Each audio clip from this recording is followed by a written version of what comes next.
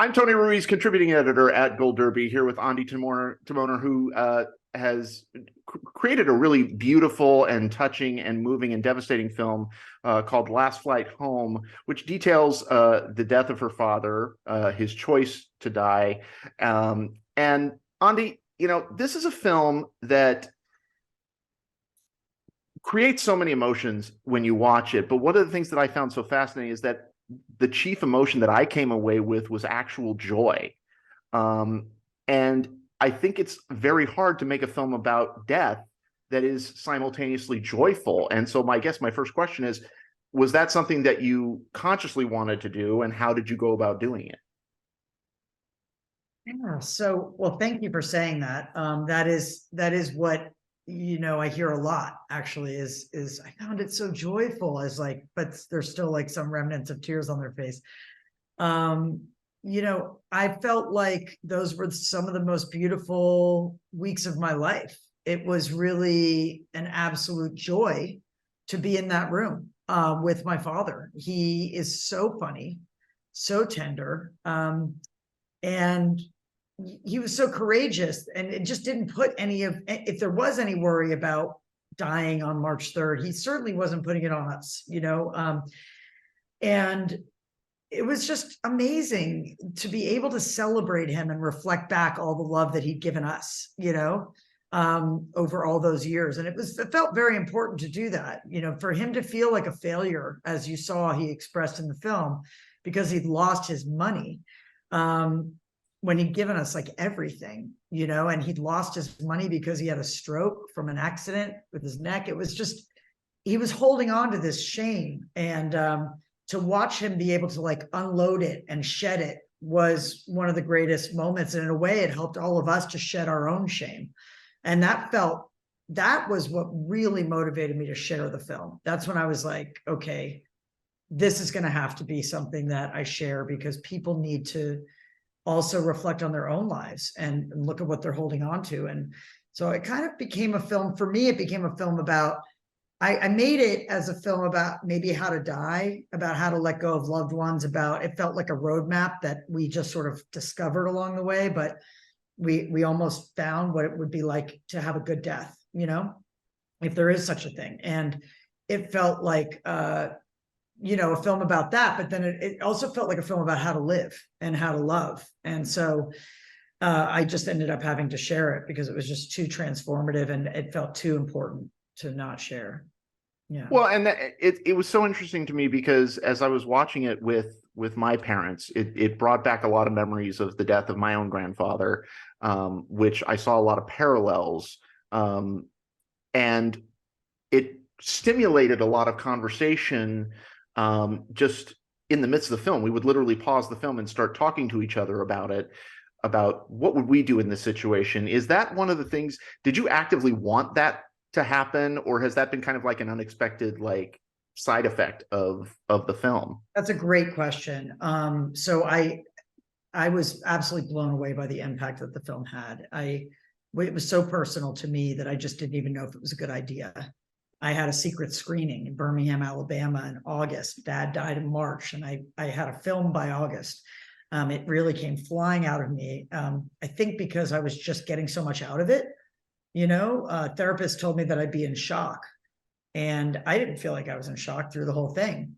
I thought I would remember everything, but I was discovering so much in the footage and spending time with Dad, and he was now at peace. He was where he wanted to be, and I was able to just kind of be with him. And then I started discovering all these arcs. And anyway, I just ended up cutting this film, and I thought, I got to test this and make sure it's worth it. And people's reactions to that, they felt like they were in my family, like invited to the deathbed. It was so intimate. And so, as I guess Werner Herzog told me, you filmed the unfilmable.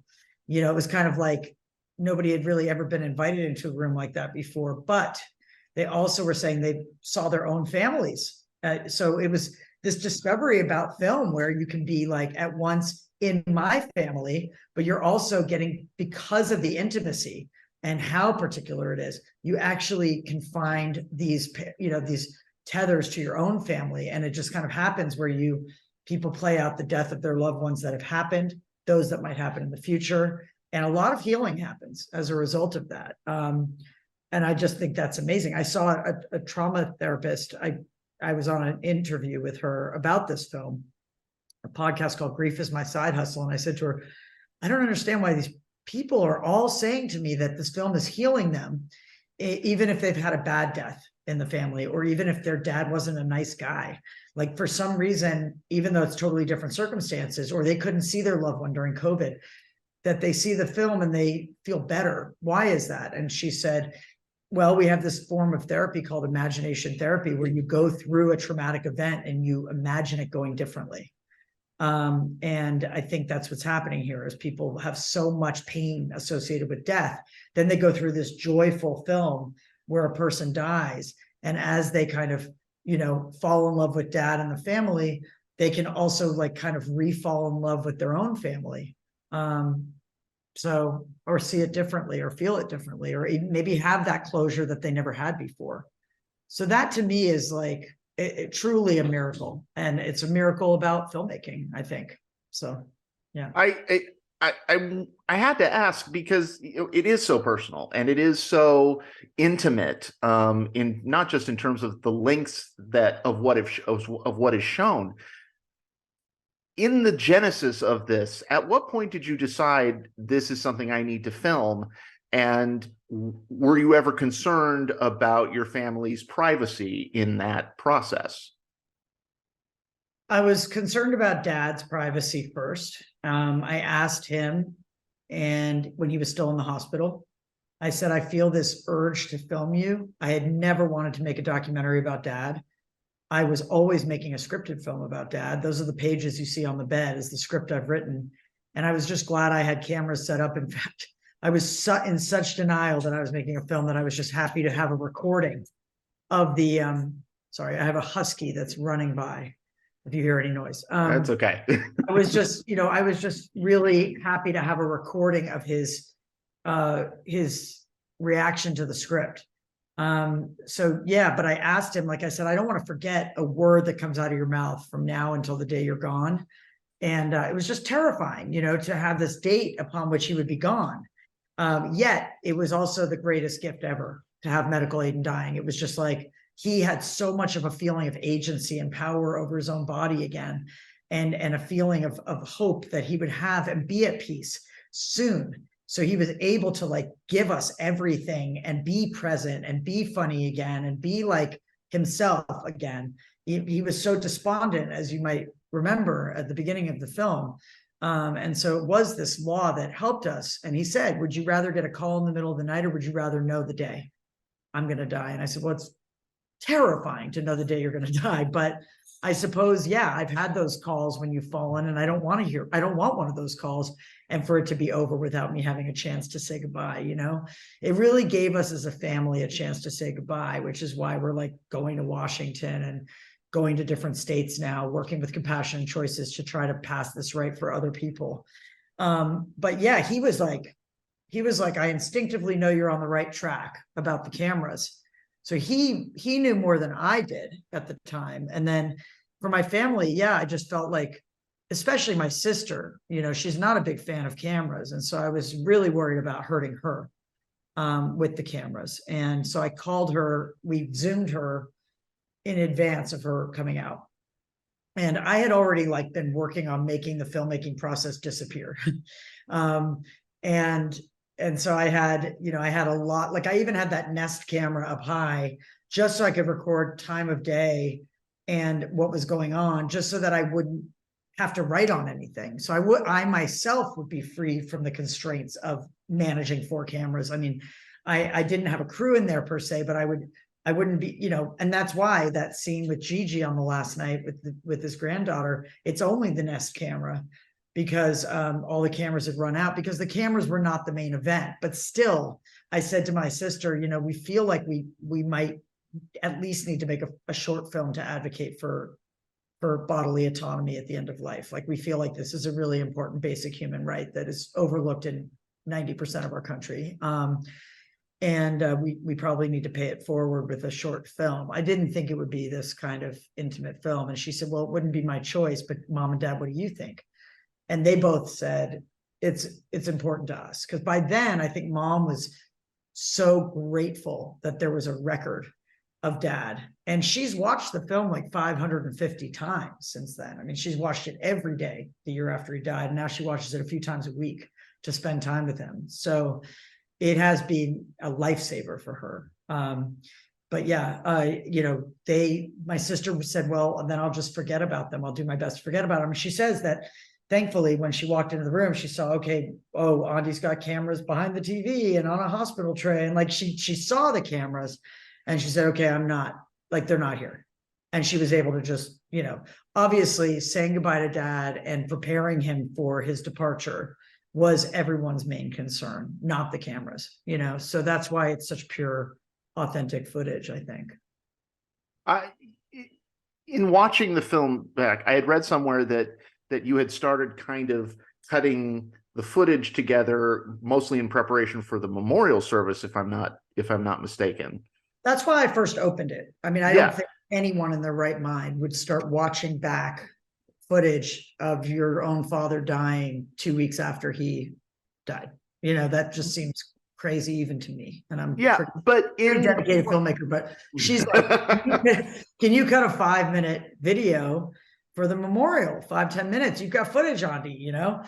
So I'm like, okay, I guess I'll plug in the hard drive. So I plugged in the hard drive, and, you know, I had 500 hours of footage, and I started with, you know, okay, I'll go to the Zooms that he had with his flight attendant and his pilot and pick some of these great joyous moments, you know, of like him reconnecting with some of the people whose lives he's really impacted.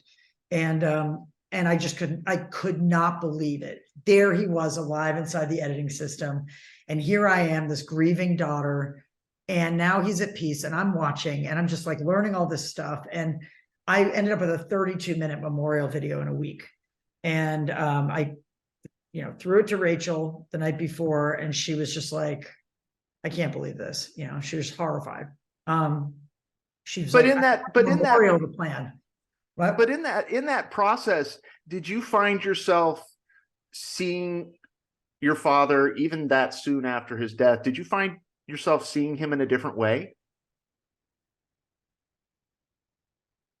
No, I just was able to just relax and appreciate him, because he was no longer struggling, and I was no longer caregiving. So it was only that I was able to just appreciate that, and just, I felt an immense gratitude for my whole family, you know, that the way that we are, the way the T-team that mom put together when dad had the stroke 40 years ago, it's like we reunited, but now we're adults and everybody's bringing their A game, you know, and like Rachel's a rabbi, and I'm like, I got this, I'll document it, you know, and David's like bringing in the supplies and helping dad physically. And, you know, all of our children were, my own son helped dad so much physically and in every way.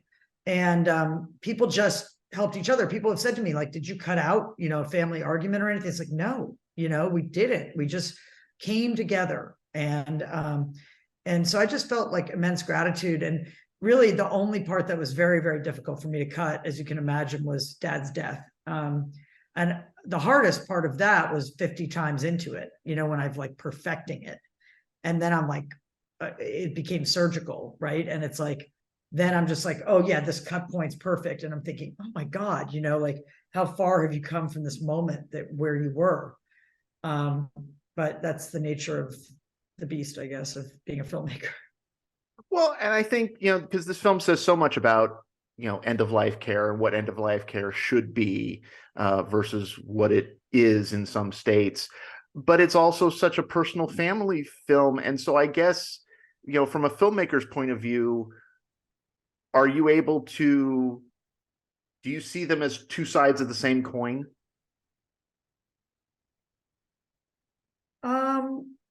You know, I feel like I live as a filmmaker, you know. I hear my family in Q&As about this film, and everybody always asks that question of like, well, did you know Ondi was making a film? Or, you know, and they all like let's just stick, I've heard both siblings be like, Ondi films everything all the time.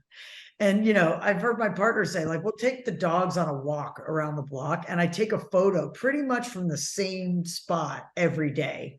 Like, I'm a little bit on the spectrum, I suppose, when it comes to documentation. Like, I document.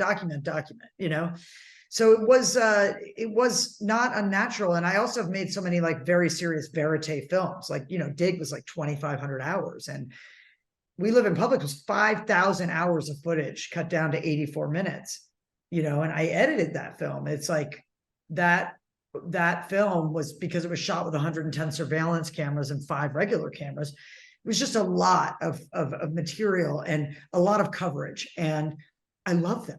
I love trying to capture life and being able to recreate the serendipity of it and the greatest moments, and really take the audience into that space. Like, to me, that's the best kind of visceral documentary filmmaking, and I don't really, I think the best of all is probably this one of mine, because I too was in this, I wasn't in a formal production mode, but I had 30 years of skills of doing this unconsciously behind me. It was like the first time that filmmaking was really there for me, in the filmmaking process. It made me really present. As soon as I put the cameras up, which was like right when Dad came home, it was like a safety net. I didn't have to worry about forgetting about Dad anymore, or forgetting anything he said, or forgetting any part of his personality. I knew I had it. I knew I had a long lens shooting through a room. You couldn't even see the camera, and I had a lav mic on him and whoever sat there. And I knew that main camera was capturing Dad, comforting every single person who came in the room, cracking jokes, talking back to the doctors, all that stuff, was captured. And that put me so at peace, and it made me present.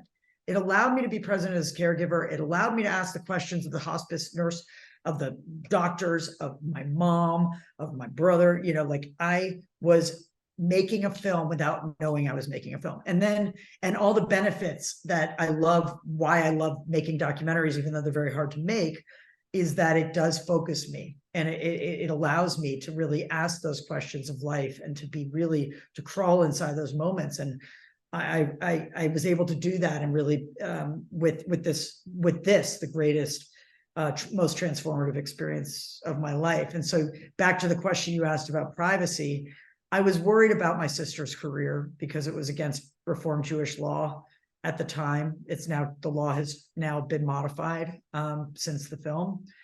They say a law without tenderness is wickedness, and that when the rabbis said that any kind of formal help of someone dying is a sin, that the average time a person suffered was maybe 5 days, and now it's years. Or it can be years. So that's changed. But I was worried about hurting her. She asked me if I could take her hand off the cup at the end. And I looked, and there were 4 cameras, and there was not one shot without her hand. And I said, I'll cut the scene. And she said, you know what, leave it in. And I saw a lawyer about it. I said, could we be arrested for this? And she's like, you need to cut that scene. And I just decided it was too important a conversation to have, So now in California, they've changed it so that you can help your loved one hold the cup. And there's one drink and it's flavored. So things are moving. And that's why we as a family are so motivated to really continue to screen the film, to advocate for medical aid in dying as a choice for people everywhere, for millions of terminally ill people. So many people have come up to us in pain because they couldn't help their loved ones, and their loved ones were begging for mercy. And it just seems like, a veterinarian came up to us at Telluride and said, we treat our pets better than we treat our loved ones. And I just thought, I have a film that's changing laws. Like, let's go ahead and team up with Compassion and Choices, which is the largest advocacy group in America. And let's see how many millions of people we can free in this way to at least have this right, so. Well, and I think we all thank you for it, for not just your personal, the revelations of your family, but for also the good that it will do for many, many people. Everybody go to goldderby.com, make your predictions for the Emmys. and stay tuned for interviews with more contenders throughout the season. Ondi Timoner, The Last Flight Home is on Paramount Plus. Thank you so much. Thank you. Really appreciate your time.